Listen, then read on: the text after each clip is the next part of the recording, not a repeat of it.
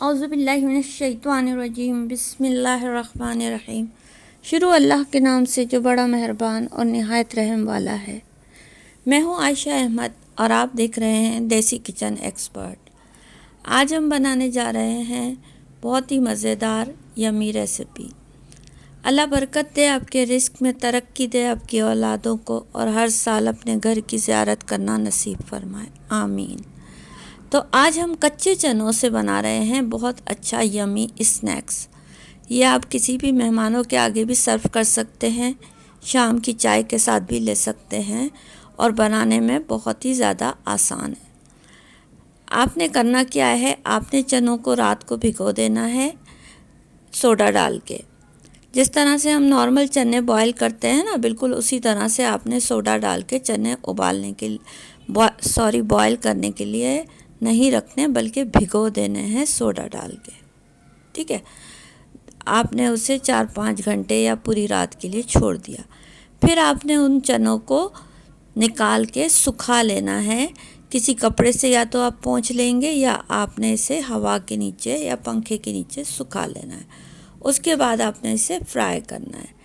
इसी तरह से पोहा आप ले लेंगे, चने आपने फ्राई करके निकाल लिए, गोल्डन होने तक आपने चनों को फ्राई करना है। अगर आपने गोल्डन होने से पहले चने निकाल लिए तो आपके चने जो हैं वो नरम ही हो जाएंगे, बिल्कुल नरम नरम, मज़ा भी नहीं आएगा आपको खाने में। ये पोहा भी आपने गोल्डन होने तक फ्राई करना है। अब इसमें कुछ मसाले हमने ऐड कर दिए, जैसे लाल मिर्ची, कुटी लाल मिर्ची, ज़ीरा हमने डाला, काला नमक, थोड़ा सा हमने चाट मसाला ऐड कर दिया, थोड़ी सी लाल मिर्ची ऐड कर दी। इस तरह से कुछ मसाले हमने टेस्ट के हिसाब से ऐड डाल दिए। थोड़ा सा अगर आप चाहें तो इसमें लेमन जूस भी ऐड कर सकते हैं, और आपने थोड़े से ड्राई फ्रूट्स इसमें फ्राई करके वो भी इसमें ऐड कर देने हैं। काजू बादाम जो भी आपके पास अवेलेबल हैं वो हमने इसमें फ्राई करके ऐड कर दिए। मिक्स कर लेंगे तमाम चीज़ों को। बहुत ही अच्छा स्नैक्स है ये शाम की चाय के साथ या मेहमानों के आगे सर्व करने के लिए। तो आज हमने आपके साथ बहुत अच्छी, बहुत यमी, बहुत मज़ेदार रेसिपी सर्व दी है।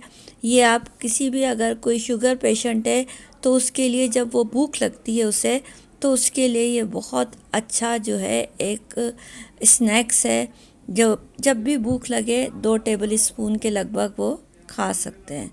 या फिर बच्चों को आप लंच में भी दे सकते हैं, और आप ख़ुद भी जब दोपहर को 11 बजे या 12 बजे थोड़ी सी हल्की सी भूख लगती है तो आप ये स्नैक्स ले सकते हैं। इससे वेट भी नहीं बढ़ता और ये खाने में भी बहुत यमी लगता है। तो कैसी लगी आपको हमारी ये रेसिपी? तो दुआओं में याद रखिएगा। मिलते हैं फिर एक नई रेसिपी के साथ। अल्लाह हाफ़िज़।